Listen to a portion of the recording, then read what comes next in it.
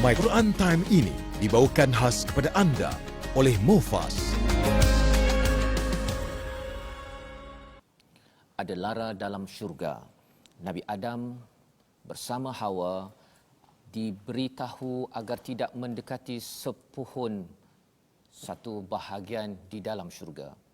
Namun apa yang berlaku ialah terus Nabi Adam terkeluar daripada kampung halaman itu menuju ke dunia. Dunia ini seperti penjara, tetapi ianya seperti syurga bagi orang-orang yang kufur pada Yang Esa. Terus kita mencari hidayah, bersama hidayah agar hidup ini kembali jua bertemu Yang Esa.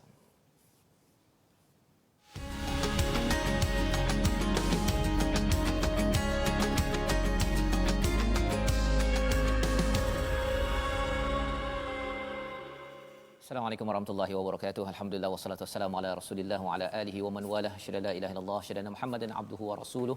Allahumma salli ala sayidina Muhammad wa ala alihi wa sahbihi ajma'in. Amma ba'd. Kita bertemu dalam My Quran Time pada hari ini, baca faham amal untuk kita mengulang kaji bersama dengan tuan-tuan yang berada di rumah, adik-adik yang berbahagia dengan ada ayah, ada ibu di tepi, ataupun bagi sebahagian tuan-tuan mungkin sudah pun berada di pejabat meneruskan usaha masing-masing untuk meneruskan amal usaha yang terbaik untuk Allah Subhanahu Wa Taala. Pada hari ini kita mengulang kaji dan kita akan melihat kepada halaman 140 ya sehingga halaman 144 yang memberikan pencerahan kepada kita, yang akan terus memberikan panduan bagaimana kita beriman kepada Yang Esa. Dan dalam kehidupan yang ada kepayahan ini, kita tahu bahawa panduan inilah yang kita ingin sama-sama tatapi. Dan istimewa pada hari ini kita berada bukan saya seorang tetapi bersama dengan individu yang menjadi tetamu istimewa pada hari ini. Tuan-tuan mungkin kenal, selama ini pernah dengar suaranya di kaca TV ataupun di online. Diperkenalkan kepada tuan-tuan bermula daripada W, daripada W ya. Dan lepas itu ada A, kemudian ada N. Wan, siapa Wan? Ya. Wan Aminuddin, Wan Ismail ataupun Aming Spring. Dia selamat datang. Ya. Terima kasih Ustaz. Selamat datang ya ke My Quran Time pagi ini. Cantik sungguh muka Dimah tadi. Masya-Allah, masya-Allah ya. Dan bersama dengan Ustaz Tarmizi Abdul Rahman, apa khabar Ustaz? Alhamdulillah Ustaz. Kita ada tetamu istimewa. Betul, kita pada hari ini. Ya. Ya, saya yakin bagi tuan-tuan yang berada di rumah yang sejak umur, kalau katakan sekarang ni umur berapa Ustaz? Saya muda lagi. Saya memang Abang Aming antara lirik-lirik lagu dia yang saya minat lah. Ya. Di Villa Indah ini. Sikit lah. Dapatkan yang original. Lepas ni yang original dapatkan ya. Dan hari ini kita bersama dengan Abang Amin Spring. Kita bukan untuk mendengar sekadar lagu itu, betul, tapi ini kalam ilahi. Betul, yang amat indah yang kita ingin ulang kaji, dengarkan. Dan sudah tentu kita ingin melihat bagaimana perjalanan, pengalaman bersama Al-Quran bersama dengan Aming Spring pada hari ini. Jadi sebelum kita teruskan, mari kita sama memulakan dengan Al-Fatihah. Al-Fatihah masih lagi dengan Ustaz Tarmizi sebelum kita pergi mendengar daripada Abang Aming Spring kita pada hari ini. Silakan Ustaz. Terima kasih kepada Ustaz Fazrul. Bismillahirrahmanirrahim. Assalamualaikum warahmatullahi wabarakatuh. Alhamdulillah wassalatu wassalamu ala Rasulillah wa ala alihi wa sahbihi wa man wala wa ba'da. Tamu kita pada hari ini, terima kasih kepada Abang Aming yang sudi berkunjung ke teratak My Quran Time. Subhanallah, di akhir-akhir tahun ini. Ya. Satu azam. Dan ini hadiah istimewa pada tuan-tuan yang berada di rumah. Ya, untuk kita sama-sama mengambil semangat. Saya secara peribadi memang sangat-sangat orang kata apa, inspirasilah, terinspirasi dengan Abang Aming Spring dalam bidang ataupun dalam hal Al-Quran. Jadi nanti kita akan kongsikan daripada Abang Aming sekejap lagi. Namun kita nak mula dulu, Abang Aming. Yang mula ni saya baca dulu. InsyaAllah. Lepas ni Abang je baca. Oh, okey. Okey, boleh insyaAllah. Tuan-tuan dan puan-puan, mari kita sama-sama baca Ummul Quran surah Al-Fatihah. A'udzu billahi minasy syaithanir rajim. Bismillahirrahmanirrahim. الحمد لله رب العالمين الرحمن الرحيم مالك يوم الدين إياك نعبد وإياك نستعين اهدنا الصراط المستقيم صراط الذين أنعمت عليهم غير المغضوب عليهم ولا الضالين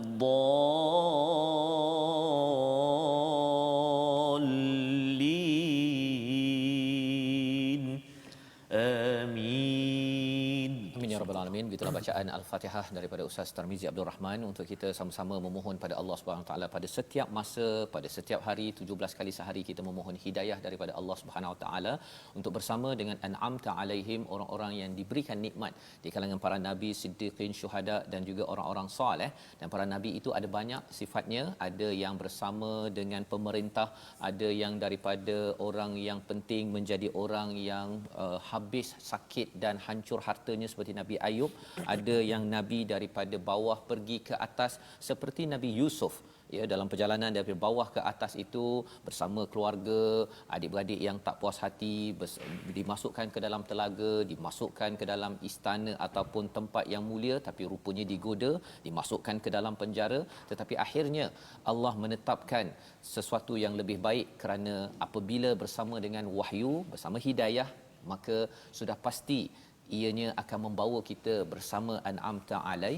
alaihim. Jadi ini adalah apa yang kita baca pada setiap hari, dan pada hari ini kita nak mengulang kaji pada halaman 140. Kita ingin mendengar bacaan, tuan-tuan baca bersama, adik-adik yang berada di rumah boleh buka muka surat 140 ayat 95 96. Kali ini bukan Ustaz Tarmizi lagi tetapi bersama dengan Aming. Ya. Silakan. A'udzubillahi minasyaitonirrajim. Bismillahirrahmanirrahim. Inna Allaha falikul habbi wan nawa yukhrijul hayya minal mayyiti wa mukhrijul mayyiti minal hayy Dzalikumullahu fa'anna tu'fakun. Falikul isbahi wa ja'ala al-layla sakanan فالق الإصباح وجعل الليل سكنا والشمس والقمر حسبانا الله ذلك تقدير العزيز العليم. Masya-Allah, Allah, masya-Allah. Sadaqallahul azim. Terima kasih diucapkan pada Aming Spring membacakan ayat 95 daripada surah Al-An'am. Kali ini Ustaz ya, yang membaca Al-Quran tidak semestinya ustaz ya. Tidak semestinya mestilah yang belajar di Morocco ya. Tetapi sesiapa sahaja boleh membaca Al-Quran dan Al-Quran ini adalah milik semua orang. Ya. Allah menyatakan sesungguhnya Allah yang menumbuhkan butir padi-padi dan biji kurma. Dia mengeluarkan yang hidup daripada yang mati dan mengeluarkan yang mati daripada yang hidup. Itu adalah kekuasaan Allah. Maka mengapa kamu masih berpaling? Allah mengingatkan kepada kita tentang al-habbi wan nawa, ya, seperti jagung ada butir-butir yang seperti padi, ya, dan nawa ini adalah biji benih daripada kurma, buah-buahan seperti mangga, semuanya ada biji benih. Dan dua-dua itu dipecahkan ataupun dibukakan, dibelah oleh Allah. Faliqul habbi wan nawa. Terjemahan tuan-tuan akan melihat menumbuhkan, tetapi cara ia ditumbuhkan itu dengan proses faliq, iaitu dipecahkan ataupun dibelah, dan itulah juga yang berlaku pada waktu subuh. Bila subuh dibelah, maka terpancarlah cahaya fajar yang disampaikan pada ayat 96. Allah memperkenalkan perkara ini kalau katakan pada ayat 95 itu yukhrijul hayya minal mait. Allah mengeluarkan daripada yang hidup itu mati, daripada Allah mengeluarkan daripada yang mati itu hidup, daripada buah kelapa yang mati itu akhirnya kita rasa macam dia dah tua dan mati, tiba-tiba tumbuh tunas dan akhirnya membina satu pohon yang makin lama makin membesar, hidup, dan yang hidup itu mengeluarkan buah yang mati selepas itu. Itu perkara yang selalu kita lihat di luar sana. Sebenarnya Allah nak beritahu kepada kita bahawa kita dulu adalah mati, kemudian kita hidup sekarang, dan kemudian kita akan mati dan kita akan bertemu kembali kepada Allah. Tapi ada ramai yang tufakun pada ayat 95, tidak memerhati kelapa, kepada kurma, kepada mangga, kepada durian musangking yang dia makan. Dia makan sahaja, Amin, ya. Dia makan tapi dia tak kaitkan dengan bagaimana Allah sedang memberitahu kalau kamu makan dapat manfaat daripada buah-buahan tersebut, sebenarnya kamu juga perlu memberi manfaat kepada dunia. Jadi mungkin di sini awal ni nak bertanya pada Abang Amin Spring kita, bila saya bertemu Abang Amin dulu suatu masa dahulu di Keluang. Oh, subhanallah. Ya, di penjara Keluang. Ya, dan kemudian sekarang ini Abang Amin sudah berada di sini, dan pada waktu itu bila mendengar suara Abang Amin membaca, dulu saya dengar lagu Abang Amin. Kan? Saya dengar tapi Ustaz pernah rock. Ya, zaman dulu tak apa, jangan bercerita. Okey. Tapi bila dengar Abang Amin baca Al-Quran di penjara Keluang tu, rasa saya kata kalau boleh satu hari nanti saya nak jemput Abang Amin untuk saya bersama, ya, untuk saya tadabbur juga waktu itu, ya. Dan rupa-rupanya rezekinya pada hari ini. Jadi mungkin Abang Amin boleh cerita sikit, ya, bagaimana bersama Al-Quran dalam hidup ini dan apakah makna Al-Quran sampai tahap ini. Silakan Abang Amin. Terima kasih kepada Ustaz Fazrul. Masa tu saya jumpa Ustaz, saya tak sangka Ustaz pun popular. Saya tak popular. Saya ingat saya seorang je popular. Rupanya Ustaz lagi popular. Allah. Dan alhamdulillah Ustaz, dia sebenarnya Al-Quran, ketika saya menjalani tahanan di penjara Keluang, Al-Quran adalah sahabat karib saya lah. Subhanallah. Sebab masa tu kita dibelenggu dengan kesunyian, kita dibelenggu dengan kepayahan, kerinduan pada keluarga, dan juga kedaifan dengan kehidupan kita dalam penjara tu, dengan susah payahnya, dengan panasnya, dengan nyamuk banyaknya, dengan kekurangan makanan, kekurangan pakaian, kekurangan kebersihan. Jadi sebagai satu jalan untuk mencari satu solution lah, bagaimana kita nak menghadapi dengan benda tu, kita jadikan Al-Quran ini sebagai peneman lah. Dan ternyata Al-Quran banyak menolong saya lah untuk melalui perjalanan-perjalanan kehidupan saya dalam penjara, sebab saya menjalani hukuman penjara satu jangka masa yang agak panjang. Di mana saya keseluruhannya saya ditahan dalam penjara selama 6 tahun. Dan kalau diikutkan hukuman sebenar adalah 8 tahun, tetapi memandangkan saya mengikuti program-program penjara itu dengan baik, dan boleh dikatakan saya pun dah berkelakuan baik semasa dalam penjara, dikurangkan hukuman sebanyak 2 tahun. Dan rasanya dikurangkan hukuman kerana 2 tahun itu pun kerana Al-Quran. Sebab apabila kita selalu berhadapan dengan Al-Quran, jadi mereka yang tengok kita selalu membaca Al-Quran ni mungkin dia rasa macam sejuk hati, kan. Pegawai-pegawai penjara pun tengok, Amin ni dah berubah, bagus, hari-hari duduk pegang Al-Quran. Jadi saya tak langsung, Al-Quran tu dah menolong saya di situ. Dan ternyata Al-Quran ini adalah satu sahabat, bukan kata hanya di akhirat. Dan saya telah merasa kebuktian dia itu apabila saya duduk dalam penjara, di dalam kesunyian, di dalam kerinduan, di dalam kelaparan, di dalam kemiskinan, dan ternyata Al-Quran ini dapat menghiburkan hati saya lah. Di mana setiap hari apabila saya teringat dengan family, teringat dengan anak-anak, saya buka Al-Quran, tenang hati saya. Dan ketika saya menghadapi kelaparan, kekurangan makanan, rasanya apa benda yang kita rasa nak makan tu tak ada. Macam semalam kita dapat makan burger, tak ada dalam penjara, kan. Jadi saya bila teringatkan benda-benda yang saya rasa inginkan, saya buka Al-Quran, dan ternyata Al-Quran itu dapat mengalihkan pemikiran kita kepada benda-benda yang kita, Masya-Allah. Subhanallah. Kita pemikiran kita pada benda-benda yang kita hadapi dengan kesusahan tu. Dan ternyata Al-Quran ini sedikit sebanyak memberi rezeki yang baik untuk saya dalam penjara. Subhanallah. Memberi kehidupan yang baik untuk keluarga saya di luar.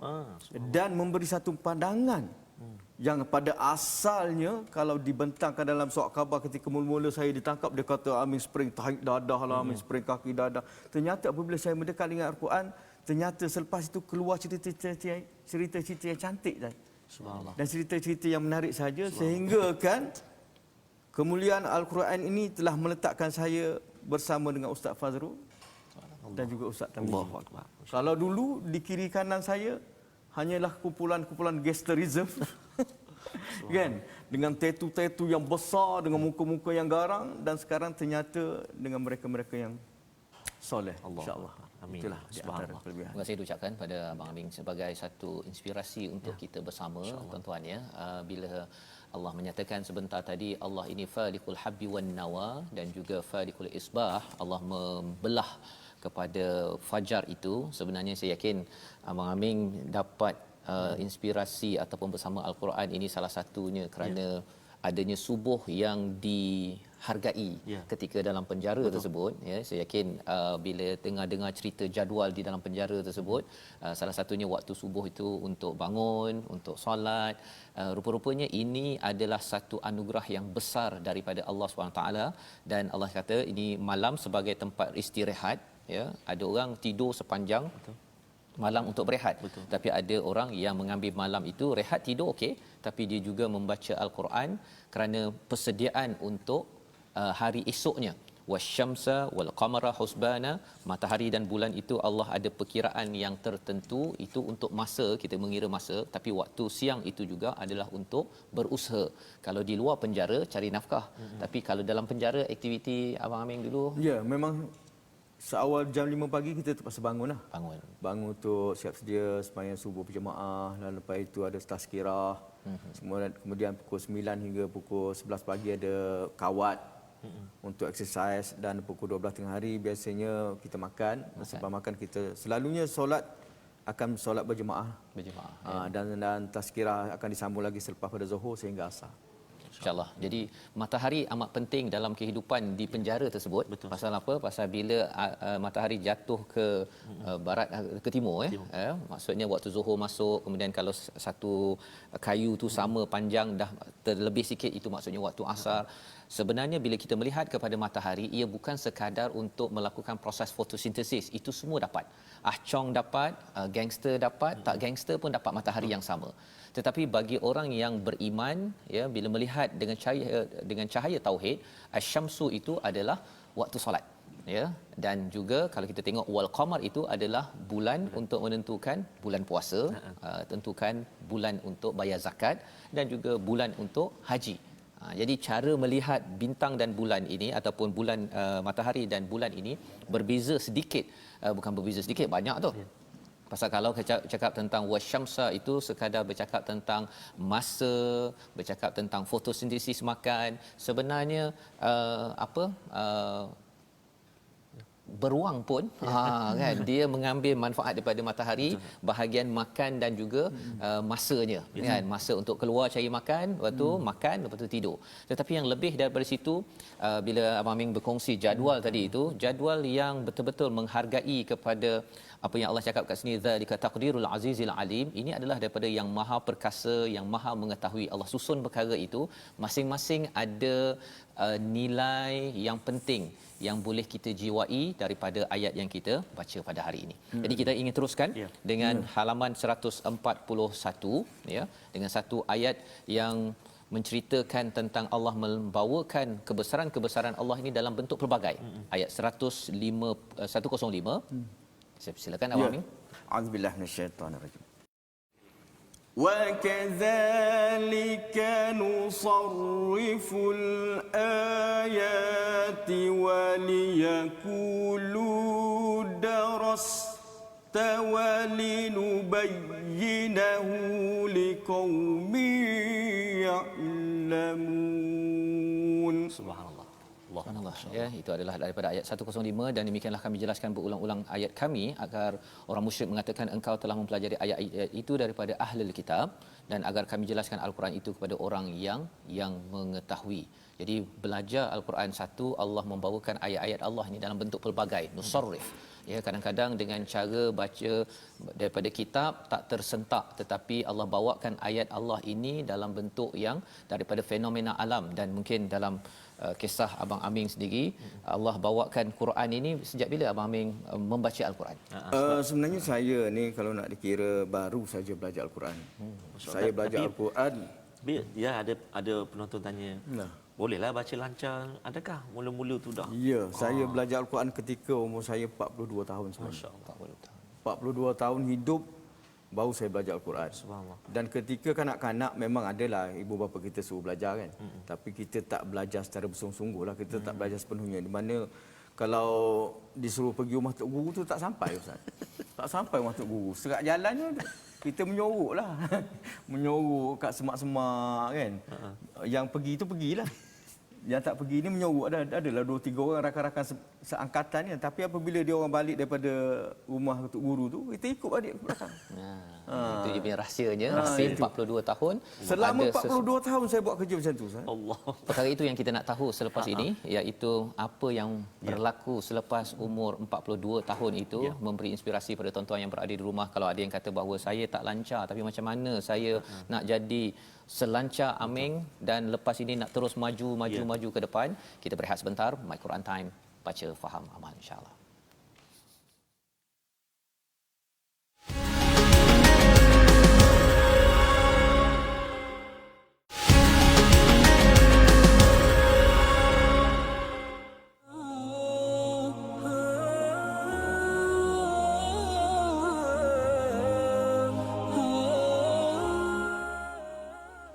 Ya Nabi salamun alaik, Ya Rasul salamun alaik. Itu sedutan sedikit daripada antara salah satu lagu yang dicipta oleh Abang Aming ketika dalam penjara. Ada lagu selawat bang Ya, betul. tapi ada lain sikitlah lirik tadi tu. Nak dengar sikit, nak dengar sikit Abang. Okey, yang selawat tu. Yang selawat Ada lagu yang nasyid yang selawat kan ada. Saya dengar lagu Ustaz tadi lupa. Okey, tak apa. Nanti Nanti kalau Yang nanti Ustaz tu lagi sedap lah. Jadi sahabat-sahabat Al-Quran yang kasih Allah SWT sekalian, kita masih lagi dalam sesi ulang kaji My Quran Time dan tetamu istimewa kita hari ini Abang Aming. Apa khabar semua sahabat-sahabat di kedai Pok Mi? Ustaz Fazrul pernah sampai, Abang Aming pun pernah sampai di depan rumah saya tu, di Terengganu tu, kedai Pok Mi. Memang tengah hari pukul 12 tengok Quran Time. Abang Amin dah sampai dah? Dah, Abang Aming dah pernah sampai ke warung ataupun kedai Pak Mi. Bahkan kedai gunting rambut pun Abang Aming dah sampai. InsyaAllah. Masa tu belum ada SOP lagi. Belum ada SOP lagi. Jadi tuan-tuan dan puan-puan, inilah kita nak sebut Al-Quran. Al-Quran bukan hak milik saya, bukan hak milik Ustaz Tir, bukan hak milik para ustaz, para asatizah. Tidak. Al-Quran for all. Al-Quran untuk semua. Walau berbeza kulit, berbeza bangsa, berbeza keturunan, tetapi semua orang membaca Al-Quran yang sama. Walaupun tidak memahaminya kadang-kadang, tapi tetap dapat baca Al-Quran. Inilah kehebatan kemuliaan Al-Quran. Dan kita nak Abang Amin cerita pada kita, adakah kalau saya dulu Ustaz, masa darjah 4, darjah 5, dah baca Quran tapi masih lagi orang Terengganu kata kokak-kokak, merangkak-rangkak. Tapi hari ini Abang Amin baca alhamdulillah begitu lancar sekali. Ketika umur 42 tu, adakah terus membaca ataupun mula belajar daripada awal balik atau macam mana? Saya boleh dikatakan ketika umur 42 tu masih buta huruf Al-Quran. Saya tak boleh baca langsung. Alif bata pun tak tahu. Masya-Allah. Masa Alif tu. bata pun tak tahu. Saya alif bata sa. Masa itulah guru saya nak meninggal pun.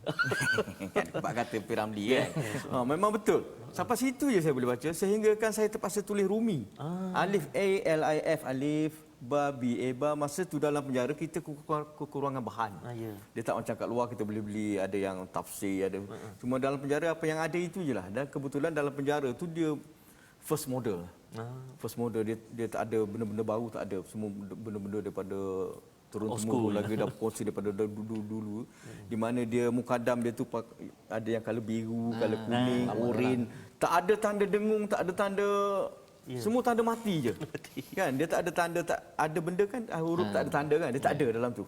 Semua mauna, anna, semua tu. Jadi saya terpaksa tulis Rumi untuk memahamkan saya lebih cepat lagi, dan tanyalah pada mereka-mereka yang tahu. Bila saya dengar orang baca Quran, saya bawa mukadam tu, jumpa dia, menghadap dengan dia. Tuan ajar saya baca, dan kebetulan kita pun ada masa dalam tu, dia pun sudi ajar, dia pun bosan juga. Kurang-kurangnya ada aktiviti kan. Dan saya belajar dengan banduan dah banyak Al-Quran. Dengan banduan. Dan ada setengah-setengah banduan tu mempunyai tatu-tatu yang besar pun boleh baca Al-Quran. Dan boleh dikatakan kalau mereka yang selalu keluar masuk penjara ni boleh dikatakan dalam 70% boleh baca Al-Quran. Subhanallah. Dan daripada situ saya ambil peluang untuk belajar, di mana dalam masa 3 bulan saya rasa saya dah boleh baca Al-Quran daripada Alif Bata tu. Dan boleh dikatakan Al-Quran ataupun Mukadam itu selalu ada di tangan saya. Bila saya ada masa lapang, saya buka Alif, Ba, Ta, Za, Jin, Bas. Kita start daripada awal balik kan. Dan saya belajar Al-Quran di mana pada mulanya saya memang tak tergesa-gesa untuk belajar. Sebab niat saya nak belajar dengan sebetul-betulnya. Di mana pada awalnya saya belajar membetulkan huruf dahulu. Saya tidak terus nak kejar kepada kepandaian untuk khatam Al-Quran, tak. Saya belajar betul, ini betul tak saya tanya kan. Ini nipis ke tebal, ini macam mana sebut, ni za pun sama, ni pun za pun sama kan. Apa beza dia dua ni, dan daripada situ alhamdulillah saya dapat membaca dengan tajwid yang lebih baik lah. Ya, jadi pada umur 42 di dalam penjara bersama banduan lain untuk mendalami Al-Quran. Itu sebagai satu perkara yang amat itulah Allah menyusun ini Ustaz Tarmizi ya. Betul, Abang Ming. Allah cara Allah susun tu macam-macam sebenarnya. Betul, ya, dan ini yang kita nampak pada ayat 117 dan 118 pada halaman 142. Memang ayat ini menjelaskan ya betul-betul apa pengalaman yang Abang Aming alami sebentar tadi. Jom kita baca ayat 117, ayat 118, halaman 142. Silakan Abang. Silakan. A'udzubillahi minasyaitonir rajim. Inna rabbaka huwa a'lamu man yadhillu 'an sabilihi wa huwa a'lamu bil muhtadin.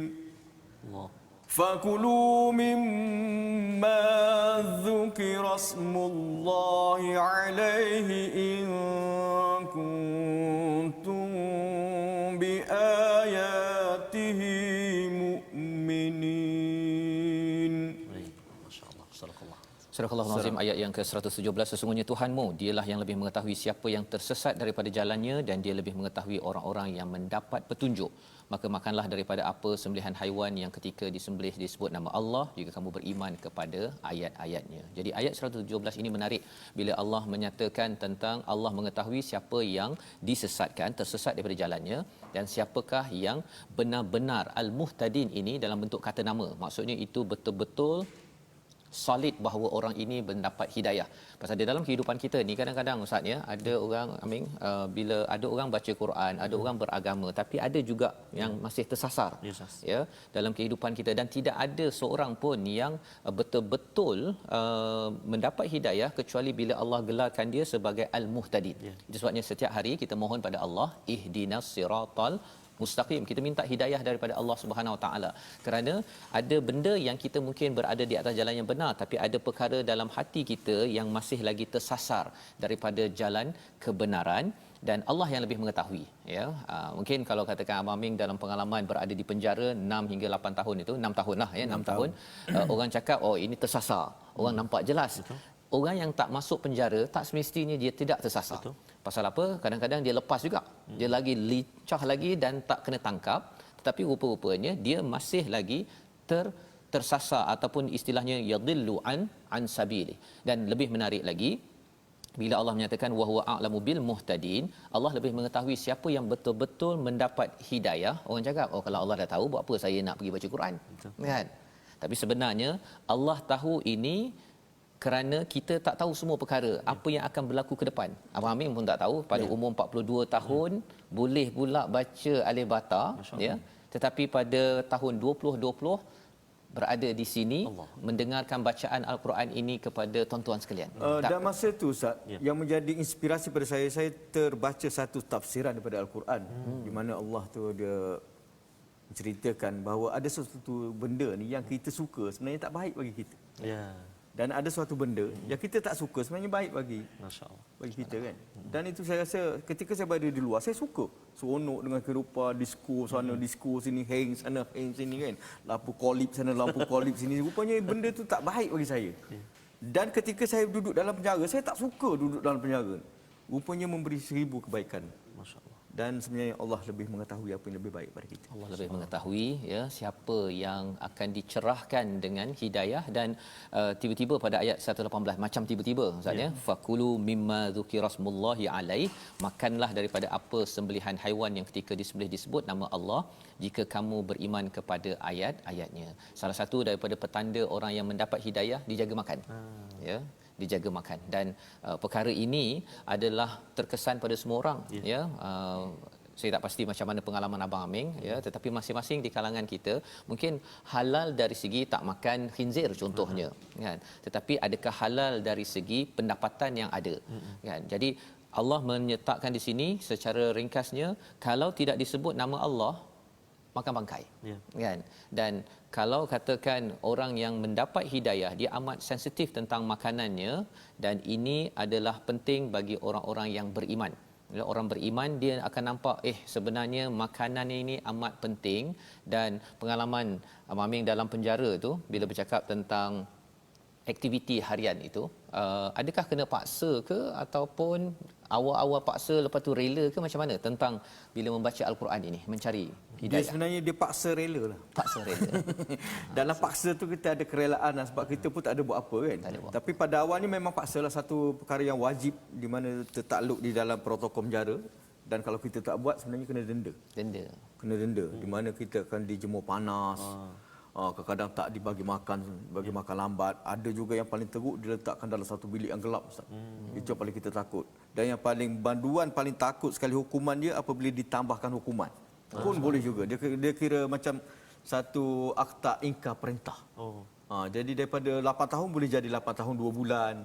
Jadi itu yang lagi kita takut. Dan pada mulanya memang kita rasa macam terpaksa lah.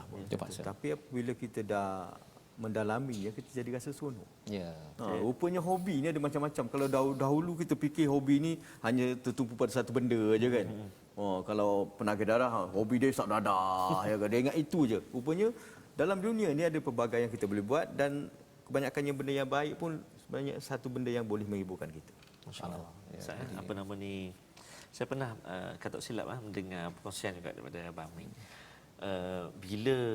Bila dah mula bersama dengan Al-Quran ni, kalau boleh kita gunakan jadi istilah macam gila. Terlalu, maksudnya pantang dengar orang baca Quran. Mesti nak pergi, kata silap. Dan saya difahamkan, kata saya pernah dengar bacaan Abang Aming dalam bentuk taranum, mujawad. Maksudnya adakah itu belajar bila tu? Dia sebenarnya dalam penjara ni ada berbagai golongan. Bukan kata semua penjenayah sajalah. Ada orang yang tak salah pun ada juga, yang kerana bersubahat dan sebagainya, dan juga terdapat juga orang-orang yang alim sebenarnya dalam penjara ni. Dan kebetulan bila ada orang alim masuk, seperti imam masjid pun ada juga masuk, kan, ustaz qori pun ada juga masuk, kan. Pengacara pun ada juga. Dan pensyarah universiti pun ada, doktor, ada lawyer, ada berbagai golongan. Dia macam dunia dekat luar juga. Dan setiap kali apabila saya mendengar banduan-banduan yang baru masuk ni, kadang-kadang bila dia baru masuk ni, dia agak macam nak insaf sikit lah, kan? Macam ada keinsafan sikit. Di situlah kita boleh dengar dia akan membaca Al-Quran, ataupun kita boleh tengok dia semayang tak berhenti, ataupun kita tengok dia buat sesuatu benda yang agak baik lah. Dan selalunya saya tumpukan kepada mereka yang boleh baca Al-Quran lah. Di mana dalam satu blok tu dia ada lebih kurang dalam 200 bilik lah, yang kecil-kecil, bilik penjara kan. Dan kita bilik agak berbeza lah, dan hanya kebenaran keluar tu apabila kita dibenarkan lah, bergantung kepada situasi semasa. Kalau mood pegawai penjara tu baik, dia bagilah kita keluar. Dan setiap kali ada banduan masuk, saya akan perhati ada tak orang boleh baca Quran. Dan kebetulan masa saya itu ditakdirkan Allah lah. Ini mungkin saya selalu berdoa dengan Allah, ya Allah, aku ni tak pandai baca Quran.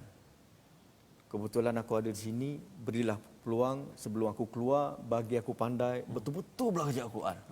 Aku nak pandai tajwid, aku nak pandai baca, aku nak sedap baca. Aku takut besok kau tanya, Allah akan tanya, Amin, kau pandai tak? Kau pandai menyanyi, kau pandai tak baca Quran? Saya takut benda tanya betul.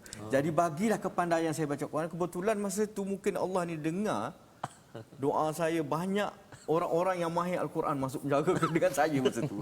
Sehingga kan sampai satu tahap, seorang imam masjid ni, dia hafal 30 juzuk. Subhanallah. 30 juzuk. Kalau kita belajar Al-Quran dengan dia tak payah tengok Al-Quran, dia tahu kita baca kat mana. Masya-Allah. Kat sini ada dengung, kat situ huruf nipis kan, kat situ kau kena berhenti. Kat sini kau tak boleh sambung. Dia tak payah dengar, dia macam baring ya kan. Dan di situ masa tu saya minta maaf dengan dia, Ustaz. Imam, saya panggil dia Imam lah. Mam, maafkanlah saya kalau saya rasa awak masuk penjara ni sebab saya lah. Saya boleh cakap macam tu. Kerana hari-hari saya berdoa, ya Allah bagilah aku pandai baca Quran, bagi pandai baca Quran. Dia masukkan imam tu dalam dalam penjara, dalam penjara. Dan imam tu ada buat jenayah lah, dia bukan masuk untuk mengajar Quran. Dia duduk sekali dengan saya. Kebetulan bayangkan dalam beratus-ratus bilik tu dia boleh masuk bilik saya. Masya-Allah. Dan saya nampak itu adalah satu perjalanan yang Allah bagi untuk saya. Dan dia pun mengalami ataupun dia pun menjalani hukuman yang agak lama. Jadi sempat dia belajar Al-Quran dan kebetulan pula dia keluar dulu. Baru saya keluar, maknanya dia dah habis settle bahagian dia, dah hajar semua saya dah dapat, dia keluar. Seolah-olah macam tu saya tengok perjalanan dia. Sehingga sekarang saya masih lagi, kalau dia WhatsApp saya, masih lagi saya minta maaf. Minta maaflah kalau kerana doa saya ini menyebabkan. Dan itu yang banyak apabila saya berdoa, ya Allah ajarlah aku taranum masuk Kori, Ustaz. Allah. Kori boleh masuk dalam penjara. Pun sama juga perjalanan dia. Boleh masuk dalam bilik saya. Boleh ajar saya apa pagi. Auzubillahi minasyaitonirrajim. Kita tengok Kori ni.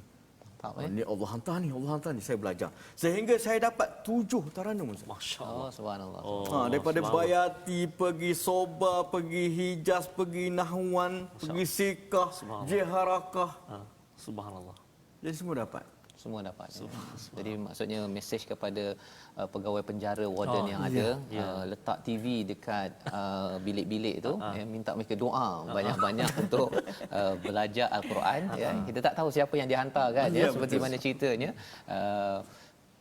Susunan Allah, susunan Allah yang sebenarnya pada ayat yang ke-122 Allah menyatakan, dan adakah orang yang sudah mati lalu kami hidupkan dan kami berikannya cahaya yang membuatnya dapat berjalan di tengah-tengah orang ramai sama dengan orang yang berada dalam kegelapan. Ayat 122, sehingga ia tidak dapat keluar dari sana. Demikianlah dijadikan terasa indah bagi orang kafir terhadap apa yang mereka lakukan. Jadi bila dapat cahaya Al-Quran ini, cahaya Islam, ia adalah seperti keluar daripada kegelapan dan boleh berjalan dengan lancar berbanding dengan orang-orang yang ada Quran ataupun ada Islam dibuang ataupun terus tidak nampak cahaya Al-Quran ini, maka dia akan rasa segala perkara selain daripada Al-Quran ini amat indah. Itu yang Allah nyatakan pada ayat 122. Abang Amin tadi berkongsi kehidupan sebelum ini rasa indah, rupa-rupanya ada yang lebih indah lagi, iaitu bersama Al-Quran. Dan malah Al-Quran ini, kalau malam turun Al-Quran, malam itu diangkat sebagai Lailatul Qadar, amat mulia. Quran dibawa oleh para malaikat, satu malaikat Jibril, maka Jibril itu menjadi ketua yang amat mulia. Seorang nabi yang membawa Al-Quran, nabi itulah yang amat mulia, Nabi Muhammad sallallahu alaihi wasallam. Jika kita, tuan-tuan sekalian, abang Amin kita pada hari ini dengan Al-Quran, Allah tidak pernah mungkir janji untuk terus memuliakan apabila tuan-tuan semua sentiasa istiqamah bersama Al-Quran. Jadi di hujung ini saya mungkin bagi 1 minit kepada abang Amin untuk beri ucapan ataupun galakan kepada ibu ayah ataupun mungkin ada di kalangan yang mungkin pernah tersilap pada masa lampau. Nasihat Al-Quran daripada abang Amin kita, silakan. Terima kasih kepada Ustaz. Dan bagi mereka yang tak belajar Al-Quran, sebenarnya rugilah. Kerana Al-Quran ini adalah kalamullah, kata-kata Allah. Dan rasanya Al-Quran ini bukan hanya beri manfaat pada kita apabila kita mati. Dia manfaat itu kita boleh nampak ketika kita hidup lagi. Masya-Allah. Di mana kalau dibandingkan kehidupan saya dahulu dengan sekarang, memang nampak perbezaan dia. Subhanallah. Bukan perbezaan yang saya rasai, tapi perbezaan pandangan masyarakat pada saya. Subhanallah. Yang kita rasa ni mungkin kadang-kadang kita rasa macam ada keegoan di situ kan. Tapi orang tengok kita. Kalau dulu, Subhanallah, orang selalu tengok dengan sebelah mata kan. Dengan kata-kata yang tak baik untuk kita kan. Tapi sekarang semua terima saya, di mana apabila saya keluar penjara dalam keadaan takut boleh tak masyarakat menerima saya ni, rupanya apabila saya buka pintu penjara tu, ramai peminat-peminat saya dengan wartawan semua sambut saya keluar. Padahal saya tak mengharapkan benda itu. Apa yang saya lakukan ketika dalam penjara hanya beribadah, membaca Al-Quran dan kita cuba nak menambahkan pahala kita. Kalau sebelum ni kita banyak buat dosa dan ketika saya dalam penjara tu saya nak aku ni dah banyak buat dosa, aku nak banyakkan pahala pula. Dan tak ada niat apa-apa pun. Rupanya Allah bagi kemuliaan di mana saya keluar disambut dengan meriah, diterima oleh masyarakat dan sehingga sekarang rezeki saya melimpah-limpah. Dan di mana saja pergi pun sekarang pun makan pun dah free. Oh, masya-Allah. Okey. Okey. Jadi kalau dulu orang suruh saya bayar, kan? Sekarang ni orang pula. Allahu akbar. Pergi sekarang kita jadi segan.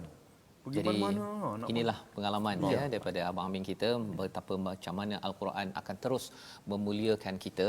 Ya, ada ujian tetapi kita akan sama-sama ya membawa kita terus mulia di sisi Allah Subhanahu Wa Taala. Kita doa pada Allah Subhanahu Wa Taala, Allah pimpin kita terus, pimpin Abang Amin bersama dengan isteri, keluarga ya, terus sampai ke syurga. Kita bersama dengan Ustaz Tarmizi untuk kita membacakan doa akhir kita insya-Allah. أعوذ بالله من الشيطان الرجيم بسم الله الرحمن الرحيم الحمد لله رب العالمين والصلاة والسلام على رسول الله الأمين وعلى آله وصحبه أجمعين Ya Allah, ya Tuhan kami, jadikan kami ini hamba-hambamu yang benar-benar bersahabat dengan kalamu Al-Quran. Pagi, petang, siang dan malam membacanya, memahaminya dan diberi kekuatan mengamalkannya. Birahmatika ya Arhamar Rahimin. Perkenankan doa kami ya Allah, perkenankan ya Rahman. وصلى الله على سيدنا محمد وعلى آله وصحبه وسلم والحمد لله رب العالمين. Amin ya rabbal alamin. Kita mengucapkan ribuan terima kasih kepada Wan Amiduddin Wan Ismail Aming Spring yang bersama kita pada hari ini, yang diharapkan kita dapat menyebarkan lagi cahaya Al-Quran ini dengan halayak dalam gerakan Al-Quran. Dan sumbangan tuan-tuan, idea tuan-tuan, harapnya kita dapat membanyakkan program-program kepada para juvena, kepada mereka yang pernah berada di penjara, pernah tersilap, kerana yang pentingnya bukan pernah tersilap pada masa lepas, tetapi sejauh mana bersama Al-Quran untuk terus maju ke depan sampai ke syurga Allah Subhanahu Wa Taala. Kita bertemu pada jam 5 petang, pada jam 11 malam ulangan dan 6 pagi. Rancangan ini dibawakan oleh Mufas, mendoakan tuan-tuan terus yang lepaslah, tetapi yang ke depan pastikan dengan cahaya Al-Quran. My Quran Time, baca, faham, amal insya-Allah.